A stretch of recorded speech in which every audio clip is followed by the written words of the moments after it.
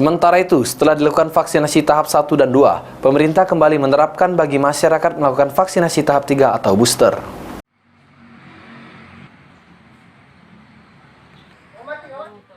Sebelumnya, pemerintah pusat dan daerah menganjurkan kepada masyarakat untuk melakukan vaksinasi tahap 1 dan 2 guna mencegah penyebaran COVID-19 dan memberikan daya tahan tubuh masyarakat di kala pandemi.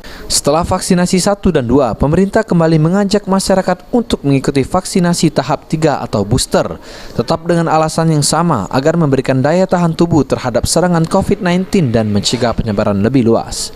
Salah satu warga mengungkapkan melakukan vaksinasi booster karena ingin bepergian menggunakan kereta agar bisa memenuhi syarat wajib menggunakan transportasi massal. Sudah lama dapat, baru ingin sekarang. Syarat perjalanan kereta api ya sehat, lancar. Virus baru ini ya.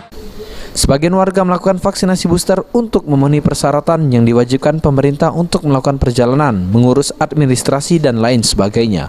Mardiansah, PAL TV.